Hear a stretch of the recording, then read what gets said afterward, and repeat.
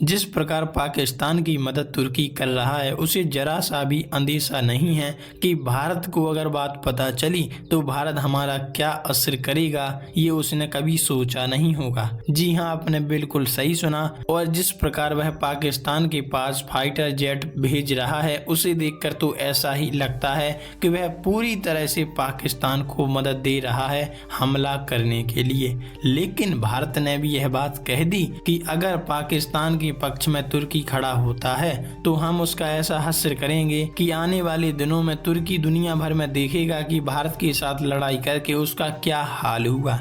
जी हाँ, आपने बिल्कुल सही सुना। खबर ऐसी ही आ रही है और बहुत कुछ चल रहा है जियो पॉलिटिक्स में इस वक्त। देखो, खबर सामने आ रही है कि पाकिस्तान को हथियार भेजने वाले तुर्कियों पर भारत दागेगा 3000 करोड़ का बॉम्ब, निकल जाएगी सारी हेकड़ी। भारत पाकिस्तान तनाव के दौरान तुर्की ने पाक की खुलकर मदद की, जिसके बाद से भारत में तुर्की के बायकॉट की मांग उठ रही है। कई भारतीय ट्रैवल कंपनियों ने तुर्की के लिए बुकिंग बंद कर दी। एक रिपोर्ट के मुताबिक अगर ये मुहिम और तेज हो गई तो पाकिस्तान का साथ देने वाले तुर्की को करीब 3000 करोड़ का बड़ा नुकसान हो सकता है।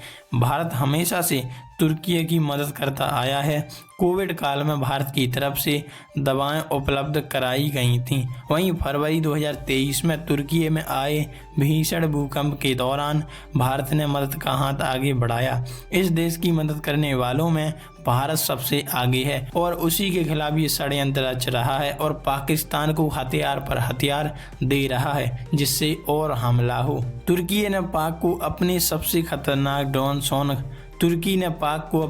खतरनाक ड्रोन सोनगर दिए। विदेश मंत्रालय की तरफ से 9 मई को की गई प्रेस ब्रीफिंग में कर्नल सोफिया कुरैशी ने कहा था कि पाकिस्तान की तरफ से भारत में 36 जगहों पर ड्रोनों और मिसाइलों से हमले की कोशिश हुई। उन्होंने बताया था कि इनमें ज़्यादातर ड्रोन तुर्की के थे। तुर्की ने पाकिस्तान को अपने सबसे खतरनाक ड्रोन सोनगर उपलब्ध कराए। इन ड्रोनों की खासियत ये है कि ये हथियार ले जाने में सक्षम मानव रहित विमान हैं। तुर्की के ड्रोन की खासियत जानते हैं क्यों है ये इतने घातक? तुर्की के इन ड्रोन में टारगेट को पहचानने और उसे नष्ट करने की विशेष क्षमता होती है। ये तुर्की का पहला राष्ट्रीय हथियारबंद ड्रोन सिस्टम है जिसे क्रॉस बॉर्डर सैन्य अभियानों में इस्तेमाल किया जाता है। इन ड्रोनों की रेंज 5 से 10 किलोमीटर तक की होती है। इसमें कैमरे और ऑटोमेटिक मशीन गन लगी होती हैं। इस प्रकार देखा जाए तो कैसे तुर्की ने पहलगाम आतंकी हमले के बाद जो भारत की कार्रवाई हुई उसमें उसने सहयोग किया और भारत की भूमि को क्षति पहुंचाई। लेकिन भारत अब जान गया कि अगर आने वाले समय में तुर्की वापस से पाकिस्तान को हथियार देता है तो पाकिस्तान से पहले तुर्की से बदला लिया जाएगा, ये बात तय है।